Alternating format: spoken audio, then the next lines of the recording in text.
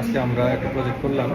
প্রজেক্টের কাজটা হচ্ছে, আমরা যখন প্রজেক্টের লাইন থাকবে তখন সেখানে রেড এলইডিটা জ্বলবে, তখন আমরা বুঝতে পারবো প্রজেক্টের লাইনটা আছে। এখন আমরা প্রজেক্টের স্টার্ট বাটন যখন প্রেস করব তখন আমাদের গ্রিন এলইডি জ্বলবে, এবং ইন দ্য মেইন টাইম যদি সিস্টেমে কোনো ফল্ট হয় তখন আমাদের ইয়েলো এলইডি জ্বলবে। তো এটার জন্য আপনাদেরকে প্রথমে আমি সার্কিট ডায়াগ্রাম দেখাবো এবং এটার হার্ডওয়্যার কানেকশনটা আপনাদেরকে দেখাবো। তো চলুন বন্ধুরা, ভিডিওটি শুরু করা যাক। তো ফ্রেন্ডস, আপনারা দেখতে পাচ্ছেন এটা হচ্ছে আমাদের সার্কিট ডায়াগ্রাম। এটা করার জন্য আমাদেরকে কিছু ইকুইপমেন্ট নিতে হবে। প্রথমে আমাদের একটা ওভারলোড ড্রিল এখানে ইউজ করতে হবে এবং 3টা এলইডি ইউজ করতে হবে, একটা গ্রিন, রেড এবং ইয়েলো এলইডি এখানে ইউজ করতে হবে, এবং আমাদের একটা অক্সিলারি রিলে এবং এমসি ইউজ করতে হবে। এই হচ্ছে আমাদের ইকুইপমেন্ট, তাছাড়া আমাদের আর কোনো কাজ নেই। তো প্রথমে আমাদের এখানে কানেকশনগুলো দেখতে পাচ্ছেন এবং সার্কিট ডায়াগ্রামটা আপনারা দেখতে পাচ্ছেন। এখানে আমরা একটা push button, stop push button নিয়েছি, এখানে একটা স্টার্ট পুশ বাটন নিয়েছি, এখানে একটা এমসি কন্ট্যাক্টর নিয়েছি, একটা গ্রিন এলইডি, একটা রেড এলইডি এবং একটা ইয়েলো এলইডি নিয়েছি, এবং 95-96 এটা হচ্ছে আমাদের ওভারলোড রিলের 95-96 এখানে কানেকশন দিব, এবং ওভারলোড রিলের 97-98 পিন এখানে কানেকশন দিব।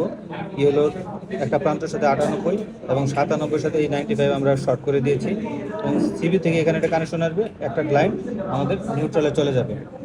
নিউট্রালের লাইনটা আমরা এই ইয়েলোর অপর প্রান্ত, রেডের অপর প্রান্ত, গ্রিনের অপর প্রান্ত এবং এমসি2 এ2তে আমরা কানেক্ট করে দেব। তো এটা হচ্ছে স্টার্ট বাটনের 3 থেকে আমরা এমসি13তে এবং 4 থেকে এমসি14তে দেবো কানেকশন। আর এখানে আমরা একটা অক্সিলারি রিলে ইউজ করেছি রেড এলইডিতে।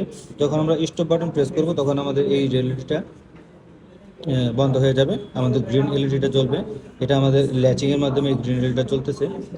তো এরপরে আমরা আমাদের 3 ফেজ মোটরের কানেকশনটা দেখাবো। এই সিস্টেমটা চালু করার জন্য আমাদের একটা সিঙ্গেল ফেজ কানেকশন লাগবে, এবং মোটর কন্ট্রোলিংয়ের জন্য আমাদের 3 ফেজের একটা কানেকশন লাগবে। তো এটার হার্ডওয়্যার ডায়াগ্রামটা আপনাদেরকে দেখাচ্ছি। এটা হচ্ছে আমাদের সেই হার্ডওয়্যার ডায়াগ্রামটা, আর এটা হচ্ছে আমাদের হ্যান্ডমেড ডায়াগ্রাম, এটা হচ্ছে আমাদের হার্ডওয়্যার ডায়াগ্রাম।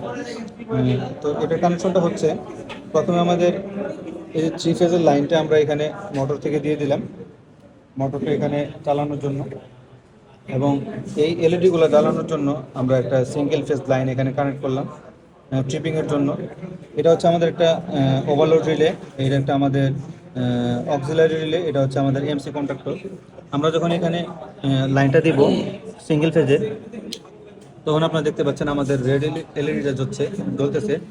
তার মানে আমাদের সিস্টেমটা চালু আছে, রান আছে, সিস্টেমে লাইন আছে। এখন যদি আমরা স্টার্ট বাটন প্রেস করি তাহলে আমাদের রেড এলইডিটা বন্ধ হয়ে যাবে, সিস্টেমটা চালু হওয়া শুরু হয়ে যাবে। আমাদের সিস্টেমটা চালু হয়ে গেল। সিস্টেমটা চালু হওয়ার কারণে আমাদের গ্রিন এলইডি এখানে জ্বলতেছে।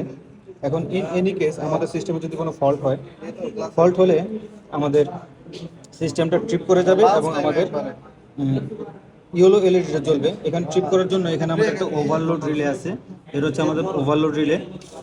এখানে 2টা পয়েন্ট আছে, একটা হচ্ছে অটোমেটিক, একটা হচ্ছে হ্যান্ডমেড ট্রিপিং। এখানে ট্রিপিংয়ের জন্য একটা বাটন আছে, এই বাটনটা যদি আমরা প্রেস করি তখন আমাদের গ্রিন এলইডিটা বন্ধ হয়ে যাবে এবং আমাদের ইয়েলো এলইডিটা চালু হয়ে যাবে। আমি এখানে ট্রিপিং করে দিলাম, আমাদের সিস্টেমটা বন্ধ হয়ে গেল, আমাদের এলইডিটা জ্বললো।